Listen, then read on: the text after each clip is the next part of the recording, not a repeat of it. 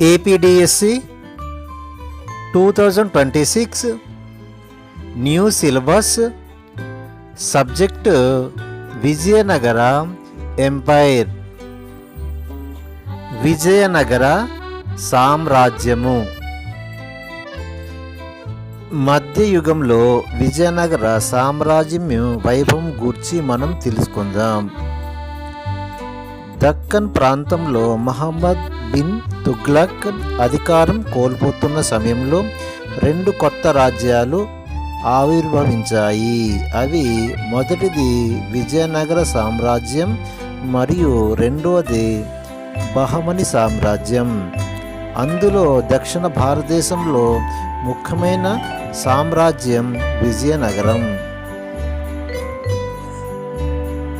విజయనగరం సామ్రాజ్యం ఒక ముఖ్యమైన దక్షిణ భారత సామ్రాజ్యం.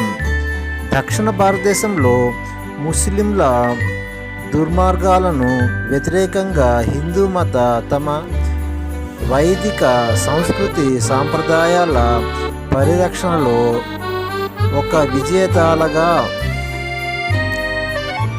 వ్యవహరించడం ద్వారా తన చారిత్రక ప్రయోజనాలకు కాపాడుకున్నది. సమర్థవంతమైన పరిపాలన,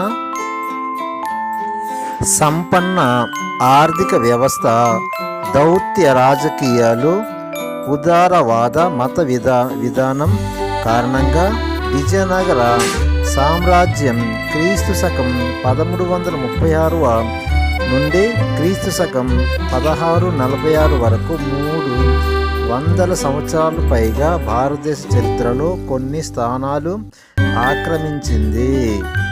14 నుండి 15 శతాబ్దంలో మొత్తం దక్షిణ భారతదేశంలో విస్తరించిన ప్రపంచంలో 2వ అతిపెద్ద రాజధాని నగరం గల సామ్రాజ్యపు రాజధాని ఆ సమయంలో లండన్, పారిస్ల కంటే పెద్దదిగా పేరుగాంచినది. ఈ నగర వీధుల్లో వ్యాపారాలు, రత్నాలు మరియు విలువైన రాళ్లతో వర్తకం చేసేవారు. విజయనగర సామ్రాజ్యానికి హంపి రాజధానిగా ఉండేది. విజయనగరం ఆ కాలంలో ప్రపంచంలోనే అత్యంత ధనిక రాజ్యం. అంతేకాకుండా అన్ని రకాల కళలు, కవిత్వం, నృత్యం, సంగీతం మరియు శిల్పం ఆ కాలంలో అభివృద్ధి చెందాయి. విద్యారణ్య, సాయన, అల్లసాని పెద్దన్న, దూర్జూటి పింగళి, సూరణ మరియు తెనాలి రామకృష్ణ వంటి ఈరోజు మనకు తెలిసిన పేర్లన్నీ విజయనగర యుగానికి చెందినవి. మన తెలుగు తరగతుల్లో మనం చదివే గొప్ప రచనలు వీరివే. విజయనగరం రాజ్యం యొక్క పాలకుల గురించి. సంగం వంశం క్రీస్తు శకం 1336 సంవత్సరం నుండి 1485 సంవత్సరం వరకు పరిపాలన చేశారు. సాలువ వంశం గూర్చి. క్రీస్తు శకము 1485 సంవత్సరం నుండి 1505 సంవత్సరం వరకు వీరి పరిపాలన విధానం. తుళ్ళువ వంశం గూర్చి. క్రీస్తు శకము 1505 సంవత్సరం నుండి 1570 సంవత్సరం వరకు వీరి పరిపాలన చేశారు. అరవీదు వంశం గూర్చి. క్రీస్తు శకము 1570 నుండి 1646 వరకు ఈ యొక్క పరిపాలన చేశారు. ఈ విధంగా విజయనగర పరిపాలకులు చేసే సంవత్సరాలు. తర్వాత రాజకీయ, సాంఘిక, ఆర్థిక జీవితం.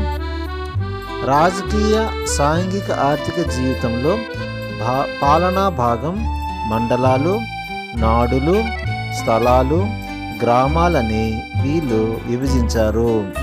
మొదటిది మండలాలు, నాడులు, స్థలాలు, గ్రామాలుగా రాజకీయ, ఆర్థిక, సాంఘిక జీవితాన్ని గడిపారు. కళలు మరియు నిర్మాణాలు.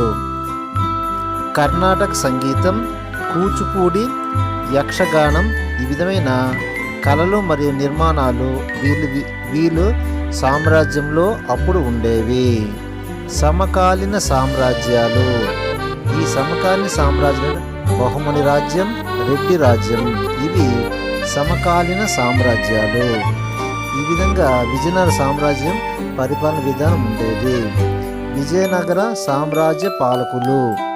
దక్షిణ భారతదేశంలో ప్రసిద్ధి చెందిన విజయనగర సామ్రాజ్యం క్రీస్తు శకము 1336లో సంగమం వంశానికి చెందిన మొదటి హరహరాయ మరియు మొదటి బుక్కరాయ సోదరులు చేత విద్యారణ్య స్వామి వారు ప్రోత్సాహంతో విజయనగర సామ్రాజ్యాన్ని స్థాపించబడినది. విజయనగరం రాజధాని ప్రస్తుతం కర్ణాటక రాష్ట్రంలో హంపి. మొదటి హరిహరాయులు మరియు మొదటి బుక్కరాయులు మొదటిగా వరంగల్లుకు చెందిన కాకతీయ రాజులో రెండవ ప్రతాప రుద్రుని ఆస్థానంలో క్రీస్తు శకము 1323 సంవత్సరంలో పనిచేసేవారు. కాకతీయ సామ్రాజ్యాన్ని ముస్లిమ్స్ ఆక్రమించడంతో హరహర బుక్కరాయ సోదరులు ఇద్దరు కంపిలి రాజ్యానికి ఆధునిక కర్ణాటకలో వెళ్ళారు. వారు అక్కడ మంత్రులుగా పనిచేశారు. అయితే కంపిలి పాలకులు ముస్లిం తిరుగుబాటు దారునికి అక్రమం ఆశ్రయం ఇచ్చినందుకు కంపెనీని మహమ్మద్ తుగ్లక్ ఆక్రమించాడు. మొదటి హరహరాయులు మరియు మొదటి బుక్కరాయులు ఇద్దరిని ఖైదీ చేసి ముస్లిం మతంలోకి మార్చారు మరియు కంపిలి రాజ్యంలో తిరుగుబాట్లు పరిష్కరించడానికి సోదరులిద్దరిని మరలా కంపిలిలో నియమించారు. తర్వాత వారు విద్యారణ్య స్వామి చొరవతో హిందూ మతంలోకి తిరిగి వచ్చారు. తుగ్ సామ్రాజ్యము బలహీనపడడంతో వారు కూడా తమ స్వాతంత్రాన్ని ప్రకటించుకున్నారు. క్రీస్తు శకము 1336 సంవత్సరంలో విజయనగరం అనే కొత్త నగరాన్ని తుగ్లక్ నదికి దక్షిణ ఒడ్డున స్థాపించాడు. విజయనగర రాజులు మరియు మదురై సుల్తాను మధ్య పోరాట సుమారు 4 దశాబ్దాలుగా కొనసాగింది. మొదటి బుక్కరాయుల కుమారుడైన కుమార కంపన మదురై సుల్తాన్ని నాశనం చేసి అతని దుర్భర పాలన నుండి ప్రజలను విముక్తి చేశాడు. ఫలితంగా విజయనగర సామ్రాజ్య దక్షిణ భారతదేశం మొత్తం మరియు కామేశ్వరం వరకు విస్తరించింది. విజయనగర రాజులు మరియు బహుమని సుల్తాన్ల మధ్య సంఘర్షణలు చాలా సంవత్సరాలు కొనసాగాయి. కృష్ణా మరియు తుంగభద్ర నది మధ్య ఉన్న ప్రాంతం మరియు కృష్ణా గోదావరి డెల్టా యొక్క సారవంతమైన ప్రాంతాలపై ఉన్న రాయచూరు దోఅబ్బుపై వివాద సుదీర్ఘకాల సంఘర్షణలకు దారి తీసింది. విజయనగర సామ్రాజ్యము 4 రాజవంశాలచే పాలించబడినది.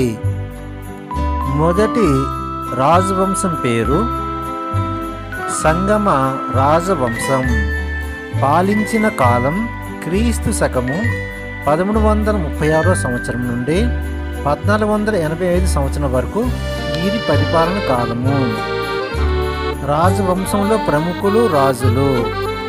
మొదటి హరహరాయి క్రీస్తు శకం 1336 నుండి 1357 వరకు ఇతని పరిపాలన కాలము. రెండవ వాడు మొదటి బుక్కరాయులు క్రీస్తు శకము 1357 నుండి 1377 వరకు పరిపాలన సాగించారు. రెండవ హరహర రాయులు క్రీస్తు శకము 1377 నుండి 1404 వరకు. రెండవ దేవరాయలు క్రీస్తు శకము 1426 నుండి 1446 వరకు పరిపాలన చేశారు. రెండవ రాజవంశము సాలువ వంశము పాలించిన కాలము క్రీస్తు శకము 1485 నుండి 1505 వరకు. రాజవంశానికి ప్రముఖులు రాజులు. సాలువ నరసింహరాయలు క్రీస్తు శకము 1485 నుండి 1491 వరకు పరిపాలన చేశాడు. మూడవ రాజవంశము తుల్లువ రాజవంశము. వీరి పాలనా కాలము క్రీస్తు శకము 1505 నుండి 1570 వరకు వీరి యొక్క పరిపాలన కాలము. రాజవంశులు మరియు వారిలో ప్రముఖులు. శ్రీకృష్ణదేవరాయలు క్రీస్తు శకము 1509 నుండి 1529 వరకు. రెండోవాడు అత్యురాయులు క్రీస్తు శకము 1529 నుండి 1542 వరకు పరిపాలన చేశారు. మూడవ రాజవంశపాలకుడు అరవీటి వంశము చెందినవాడు. ఇతడు క్రీస్తు శకము 1570 నుండి 1646 వరకు ఇతను పాలించిన కాలము. అలియు రామరాయులు క్రీస్తు శకము 1543 నుండి 1565 వరకు వీళ్ళు పరిపాలన చేశారు. రెండవ వెంకటపతి రాయులు వీళ్ళు వచ్చి క్రీస్తు శకము 1585 నుండి 1614 వరకు వీరు పరిపాలన చేశారు. ఈ విధంగా విజయనగర సామ్రాజ్యానికి ఈ 4 రాజవంశులు పరిపాలించి ఉన్నారు. సంగమ రాజవంశం చెందినవాడు. సంగమ రాజవంశంలో గొప్ప పాలకుడు రెండవ దేవరాయలు. అతను సమర్థుడైన పాలకుడు, యోధుడు మరియు పండితుడు. ఆయనను దేవరాయలు అని కూడా అంటారు.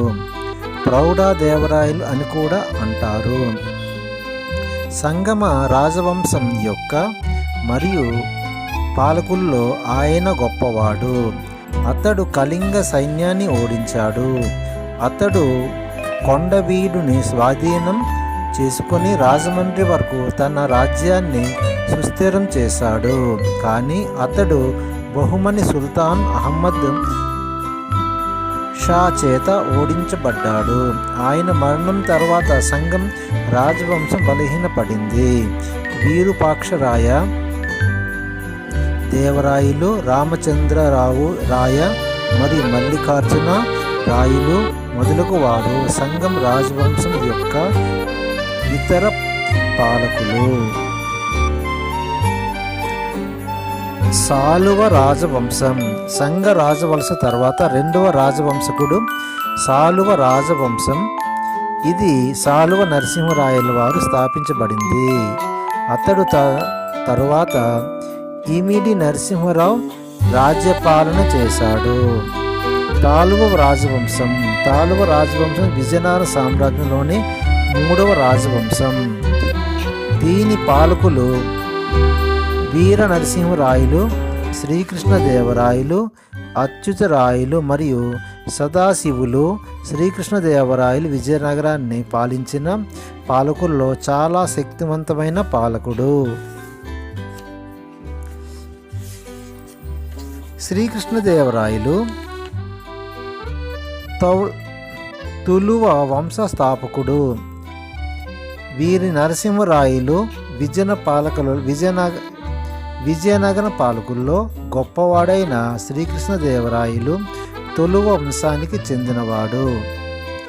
ఇతడు సమర్థుడైన పాలకుడు, గొప్ప సైనిక సామర్థ్యాన్ని కలిగి ఉండేవాడు.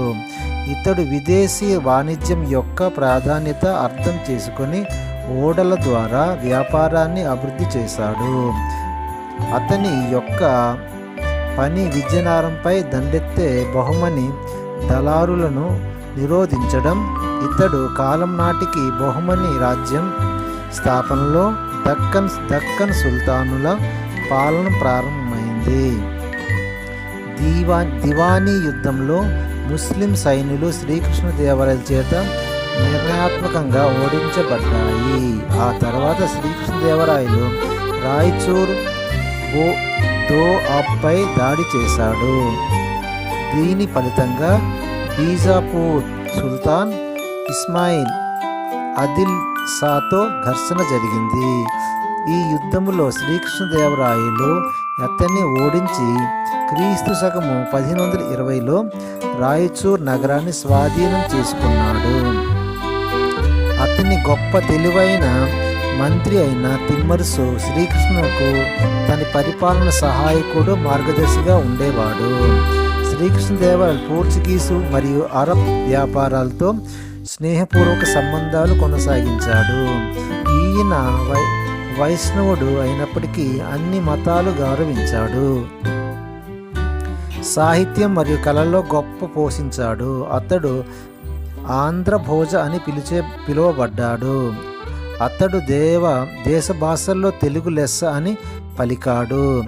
అష్టదిగ్గజాల్లో అని పిలువబడే 8 మంది ప్రముఖ పండితులు ఆయన స్థానంలో ఉండేవారు. అందులో అల్లసాని పెద్దన్న గొప్పవాడు. అతనిని ఆంధ్ర కవి పితామహుడు అని పిలిచేవారు. అతని రచనలలో మను చరిత్ర మరియు హరికథాసారం ముఖ్యమైనవి. పింగళి సూరన, దూర్జుటి మరియు తెనాలి రామకృష్ణుడు ఇతర ముఖ్యమైన పండితులు. ఈయన ముఖ్యమైన రచనలు అతన్ని దక్షిణ భారతదేశంలోనే చాలా దేవాలయాల్లో పునరుద్ధరించాడు. విజయనగరంలో విఠలస్వామి, హజారా రామస్వామి ఆలయాలు కూడా నిర్మించాడు. అతను తన తల్లి నాగమాంబ జ్ఞాపకార్థం నాగలాపురం అనే కొత్త నగరాన్ని కూడా నిర్మించాడు.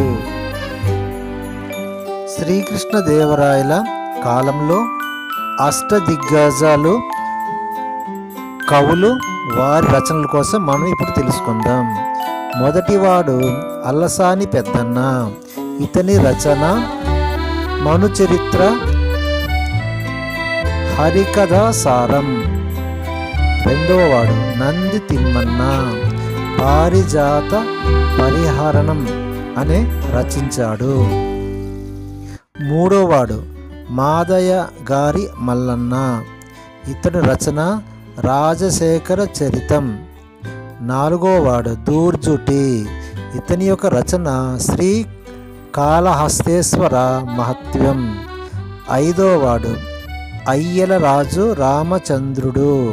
ఇతని యొక్క రచన సకల నీతిసార సంగ్రహం. దీన్ని రచించాడు. ఆరోవాడు పింగళి సూరన. ఇతడు రాఘవ పాండవీరం రచించాడు. ఏడోవాడు రామరాజ భూషణుడు. ఇతడు వసు చరిత్ర అనే రచన రచించాడు.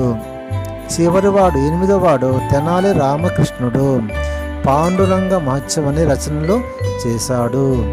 ఈ విధంగా కృష్ణదేవరాయలు 8 అష్టదిగ్గజాలు రచనలు వాళ్ళ పేర్లు మీకు వివరిస్తూ ఉన్నాను. రాజకీయ, సామాజిక మరియు ఆర్థిక జీవనం. పాలన. విజయనగర రాజుల పాలన కాలంలో పరిపాలనా వ్యవస్థ చక్కగా రూపుదిద్దుకుంది. కార్యనిర్వాహక, న్యాయ మరియు శాసన విషయాలలో రాజు సంపూర్ణ అధికారాన్ని కలిగి ఉండేవాడు. అతను అత్యున్నత న్యాయాధికారి, రాజ్యాధికారి. సాధనాకారంగా వంశ పారంపర్యమైన ఆధారపడి ఉండేది. రాజుకు తన రోజువారీ పరిపాలనలో మంత్రిమండలి సహాయకులు ఉండేవారు. ఈ రాజ్యాన్ని మండలాలు, నాడులు, స్థలాలు, గ్రామాలుగా విభజించాడు. మరోసారి ఈ రాజ్యాన్ని మండలాలు, నాడులు, స్థలాలు, గ్రామాలుగా విభజించారు. మండల పాలకుని మండేశ్వరుడు లేదా నాయక్ అని పిలిచేవారు. మరోసారి మండల పాలకుడిని మండేశ్వరుడు లేదా నాయకుడని పిలిచేవారు. విజయనగర పాలకుల పరిపాలనలో స్థానిక అధికారులకు ఎక్కువ అధికారాలు ఇచ్చాడు. భూ ఆదాయంతో పాటు సామంతులు మరియు భూస్వాముల నుండి పన్నులు మరియు బహుమతులు వసూలు చేసేవారు.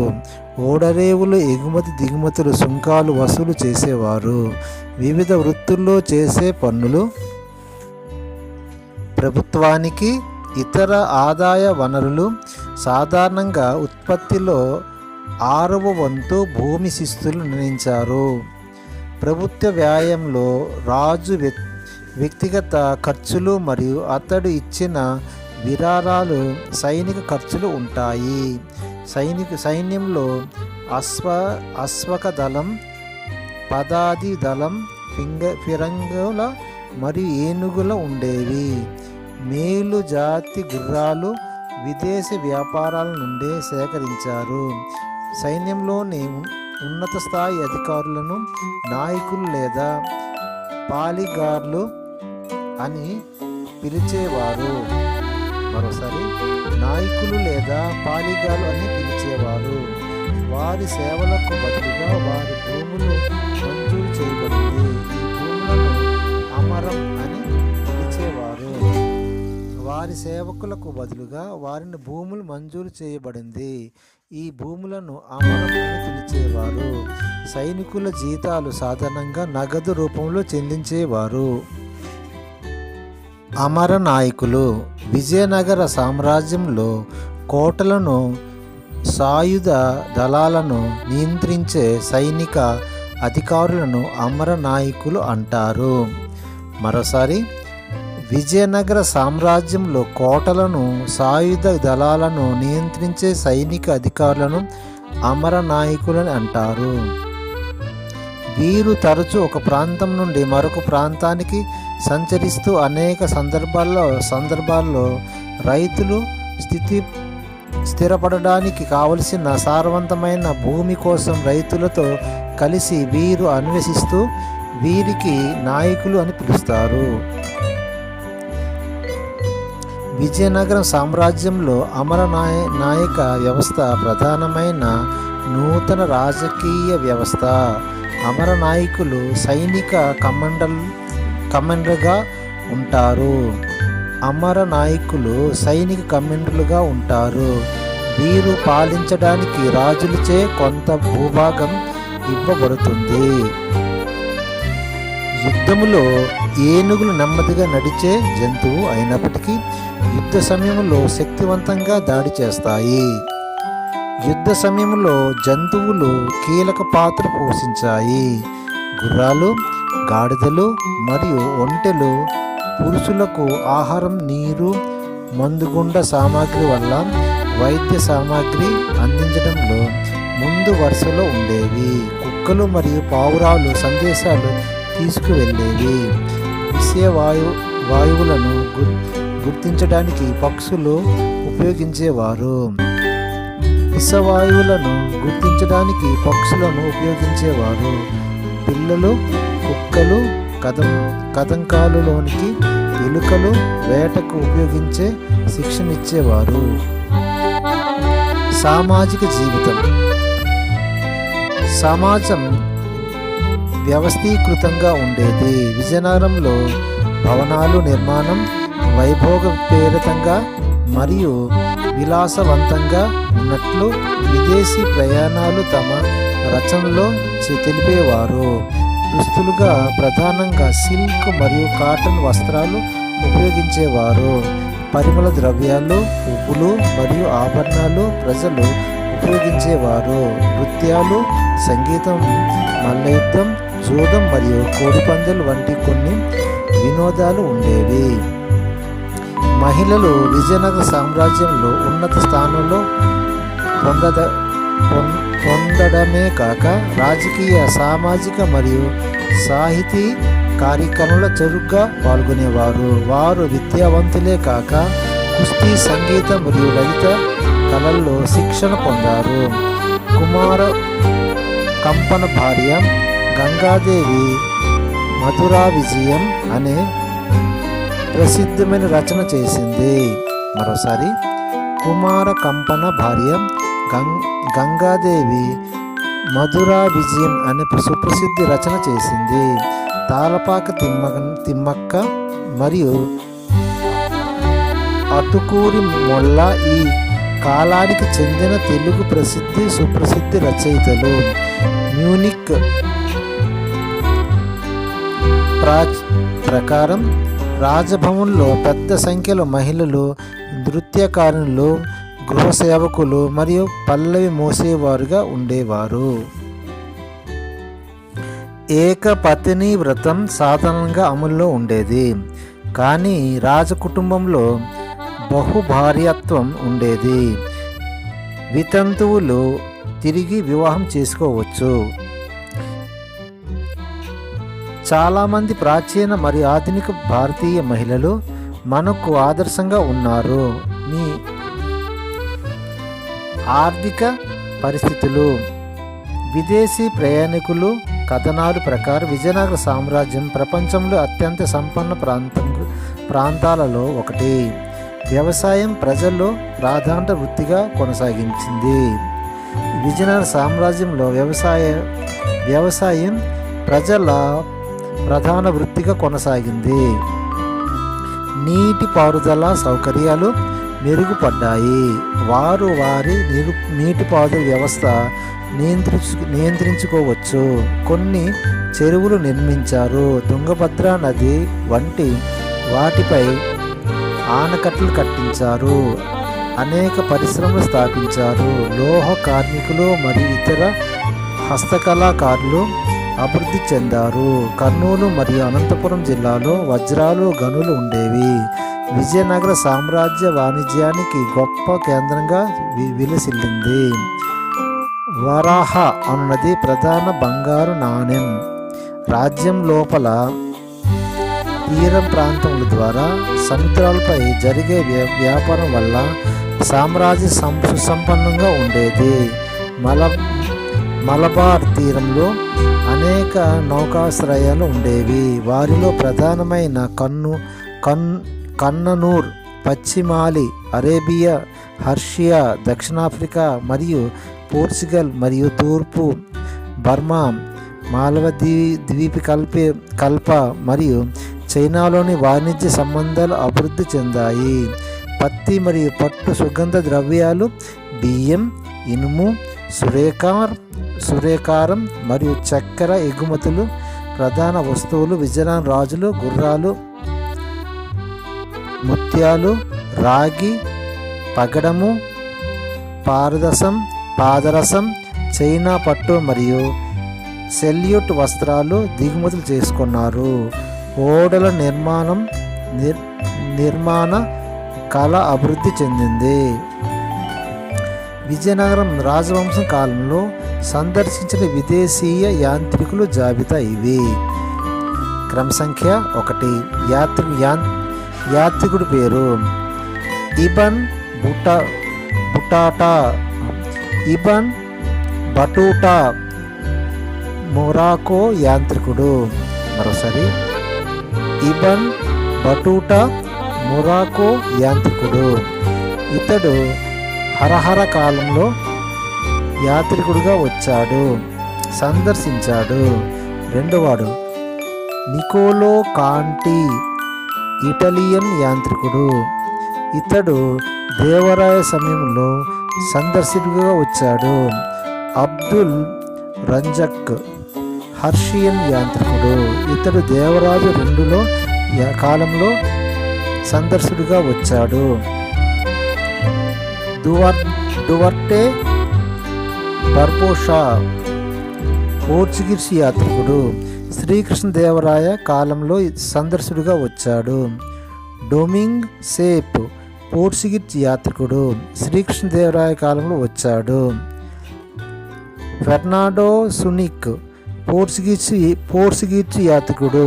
ఇతడు అచ్యుల్ దేవరాయ కాలంలో వీళ్ళు ఈ యొక్క విజయనగర సామ్రాజ్యానికి సందర్శకులుగా వచ్చారు. మొదట వచ్చిన వాటి పేరు ఇబన్ బుటాటో, మొరోకా యాత్రికుడు. నికోబో కాంటి ఇతడు రెండవ యాత్రికుడు దేవరాయల సమయంలో వచ్చాడు. ఇతడు ఇటాలియన్ యాత్రికుడు. ఇతను అబ్దుల్ రజన్ పర్షియన్ యాత్రికుడు. ఇతడు కూడా దేవరాయలు 2లో సందర్శకుడిగా వచ్చాడు. దువార్టే బార్బోషా పోర్చుగీస్ యాత్రికుడు శ్రీకృష్ణ దేవాలయ సమయంలో వచ్చాడు. డొమింగ్ సేప్ పోర్చుగీస్ యాత్రికుల్లో శ్రీకృష్ణ దేవాలయ టైంలో వచ్చాడు. ఫెర్నాండో సునిక్ పోర్చుగీస్ యాత్రికుడు అచ్యుత్ దేవరాయ కాలంలో వీళ్ళు సందర్శకులుగా వచ్చారు. తప్పనిసరిగా ఈ యొక్క పేర్లు గుర్తుంచుకోవాలి. కళలు మరియు నిర్మాణాలు విజయనగర పాలనలో ఆలయ నిర్మాణ కార్యకలాపాలు మరింతగా ఊపందుకున్నాయి. ఎత్తైన గోపురాలు లేదా ముఖ్య ద్వారాలు మరియు ఆలయ ప్రాంగణంలో చక్కని స్తంభాలతో కళ్యాణ మండపం నిర్మాణాలు విజయనగరం వాస్తు శిల్పకళ యొక్క ముఖ్య లక్షణాలు. స్తంభాలపై ఉన్న శిల్పలు వివక్షమైన లక్షణాలు చెక్కారు. ఈ స్తంభాలలో కనిపించే సాధారణ జంతువులు, గుర్రాలు. కొన్ని దేవాలయాల్లో పెద్ద మండపాలు ఉన్నాయి. కొన్ని పెద్ద దేవాలయాల్లో 100 నుండి 1000 స్తంభాలు ఉన్నాయి. విజయనగరం యొక్క శిల్పకళ శైలిలో అతి ముఖ్యమైన దేవాలయం విజయనగరంలో హంపి శిథిలాలలో కనుకోబడ్డాయి. వీరప్పస్వామి దేవాలయం మరియు హజరా రామాలయం దేవాలయం ఈ శైలికి చెందినవే. కాంచీపురంలో వరదరాజు దేవాలయం మరియు ఏకాంబరనాథ్ దేవాలయం విజయనగర రాజులు నిర్మాణ శైలి గొప్పతనాన్ని ఉదాహరణకు నిలిపిస్తున్నాయి. తిరుపతిలో శ్రీకృష్ణ దేవాలయం మరియు అతని రాజుల యొక్క లోహ పతనానికి ఉదాహరణలు. విజయనగర పాలకుల్లో సంగీతం, నృత్యం అందించారు. సంస్కృతి తెలుగు, కన్నడ, తమిళం వంటి వివిధ భాషల్లో ఈ ప్రాంతంలో అభివృద్ధి చెందింది. సాంస్కృతిక మరియు తెలుగు సాహిత్యంలో గొప్ప అభివృద్ధి జరిగింది. శ్రీకృష్ణదేవరాయ స్వయంగా సంస్కృతి మరియు తెలుగు భాషలను పండితుడు. కళలు మరియు సంగీతం. ఈ కాలంలో కర్ణాటక సంగీతం సాంప్రదాయం అభివృద్ధి చెందింది. విద్యారణ్య స్వామి సంగీత సరస్వయం అనే గ్రంథాన్ని రాశారు. మరోసారి విద్యారణ్య స్వామి సంగీత సర్వస్వం అనే గ్రంథాన్ని రాశారు. ప్రౌఢ దేవరాయలు రాసిన మహానాటక సుధానిధి అను రచన కూడా సంగీతానికి చెందినదే. కర్ణాటక సంగీత త్రయం దీక్షితారం శ్యామశాస్త్రి అను త్యాగరాజస్వామి తంజాపూరు ఆస్థానానికి చెందినవారు.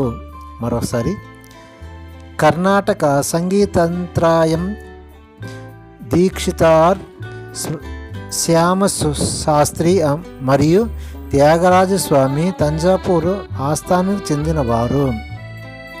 నృత్య రూపాలు. అత్యంత ప్రజాదరణ పొందిన నృత్య రూపమైన భరతనాట్యం భరతముని చేత పరిచయం చేయబడినది. భరతనాట్యం గురించి వివరాత్మక సమాచారం కలిగి ఉన్న నాట్యశాస్త్ర పుస్తకాన్ని భరతుణ్ణి రచించాడు.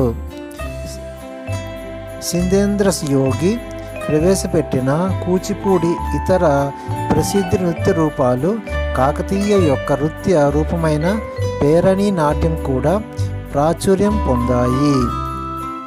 భాగవతం నుండి ప్రత్యేకంగా ఆవిర్భవించిన ఇది ఇతవృత్తితో యక్షగాయనేత్ర నృత్యం రూపంలో కూడా ప్రజా ఆదరణ పొందింది. విజయనగర సామ్రాజ్యం యొక్క క్షీణత.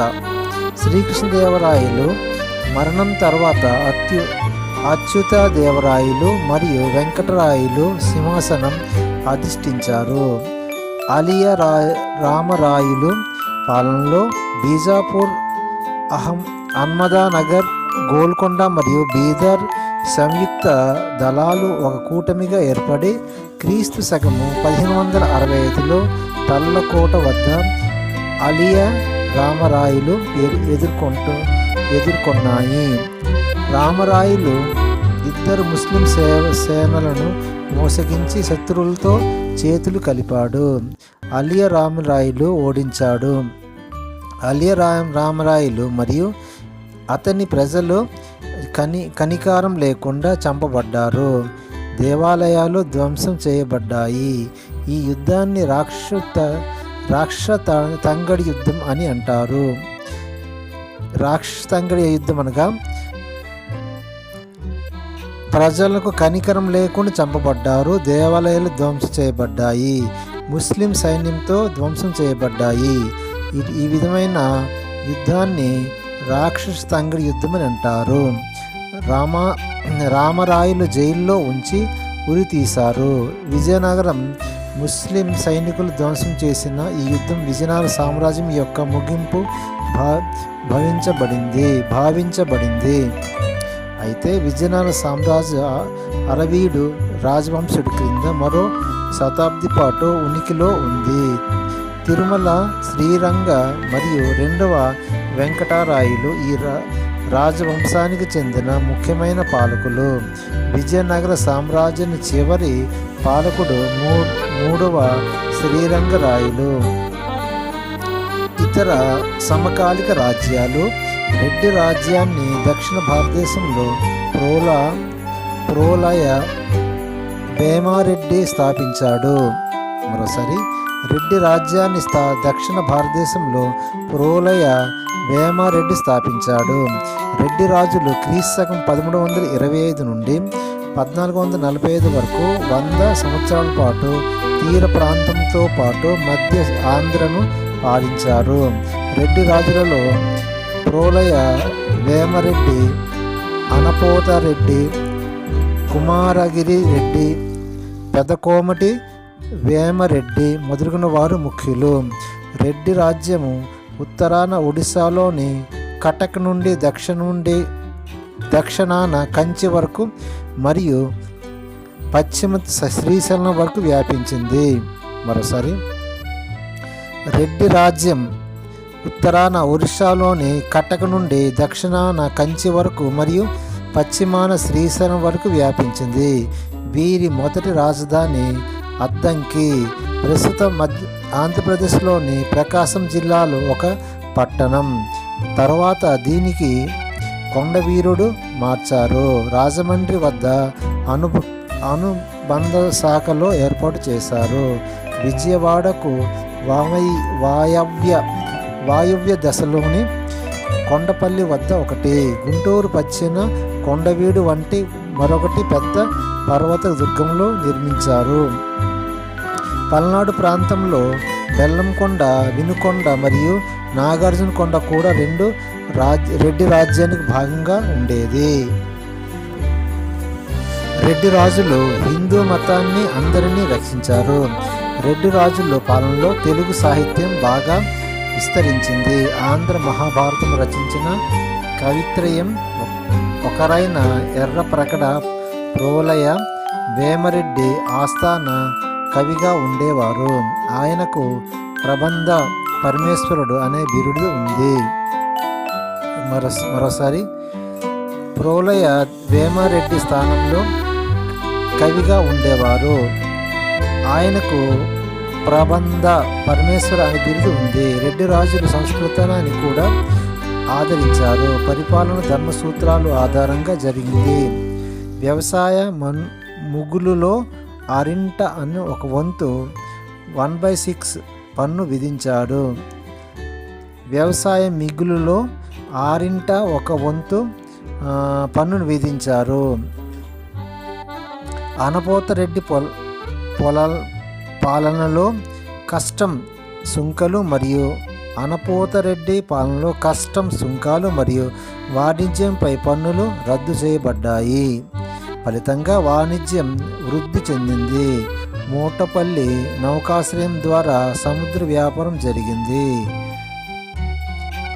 రేచర్ల ప్రభువులతోనూ మరియు ఒడిశాకు చెందిన గజపతులతో జరిగిన యుద్ధ కారణంగా వీరు రాజ్యము క్షీణించింది. తర్వాత కాలంలో రెడ్డి రాజులు గోల్కొండ ముస్లిం రాజుల రాజ్యాన్ని సామంతులుగా స్థిరపడవలసిన వచ్చింది. బహమనీ సామ్రాజ్యము అల్లావుద్దీన్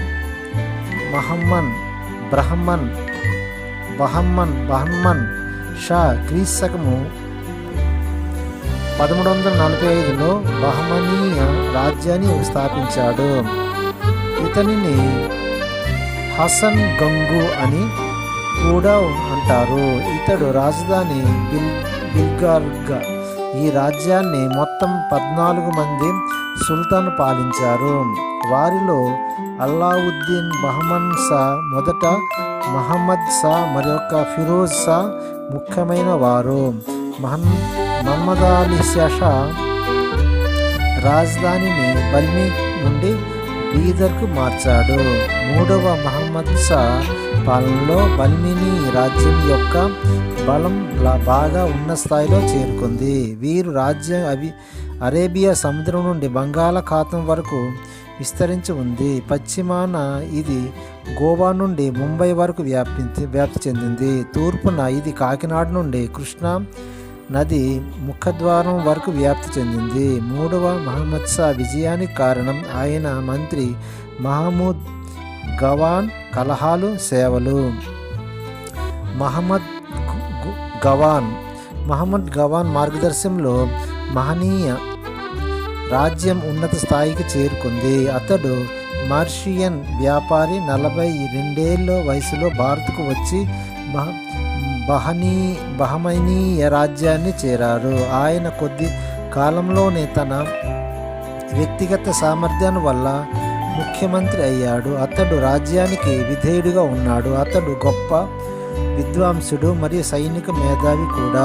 ఆయన విజయనగరం, ఒడిశా మరియు కృష్ణా గోదావరి డెల్టాలపై విజయవంతమైన యుద్ధాలు చేశాడు. అతడు తన వరుస విజయాల ద్వారా బహమనీయ సామ్రాజ్యాన్ని విస్తరించాడు. సుల్తాన్ మరియు అధికారాన్ని పెంచడం కోసం వాడు ప్రతి రాష్ట్రంలో అధికారాలు నియమించాడు. ప్రభువులు ప్రాంతానికి సుల్తాన్ నియంత్రణ పెంచడం దీని ఉద్దేశం. చాలా కోటలు ఈ అధికారాన్ని నియంత్రణలో ఉన్నాయి. బాధ్యతలు నిర్మించిన ప్రభువుల వేతనాలు తగ్గించబడ్డాయి. ఇది ప్రభువులకు నచ్చలేదు. దక్కన్ ప్రభువులు గవాన్కు వ్యతిరేకంగా కుట్ర పన్నారు. మరణశిక్ష విధించవలసిందిగా సుల్తాన్ ప్రేరేపించాడు. మూడవ బహమనీయ సామ్రాజ్యం అహ్మద్ నగర్, బీహార్, బీదర్, బీజాపూర్, గోల్కొండ అనే 5 భాగాలుగా విడిపోయాయి. పదకోసలు తెలుసుకుందాం. అంతర్వేది అనగా 2 నదుల మధ్య ఉన్న భాగాన్ని అంతర్వేది అంటారు. ఫిరంగులు యుద్ధంలో ఉపయోగించే పెద్ద శక్తివంతమైన తుపాకుల్ని ఫిరంగులు అని అంటారు. నాయక చక్రవర్తి తరపున పౌర మరియు సైనిక విధులను నిర్వహించే వారిని నాయక అంటారు. వ్యాపారాలు అమ్మకం మరియు కొనుగోలు చేసే వారిని వ్యాపారం అంటారు. దండయాత్ర సాయుధ దళాలు దాడి, అక్రమ లేదా ముట్టడిని దండయాత్ర అని అంటారు. మరికొన్ని సామ్రాజ్యాల కోసం మీ ముందు ఉంటా.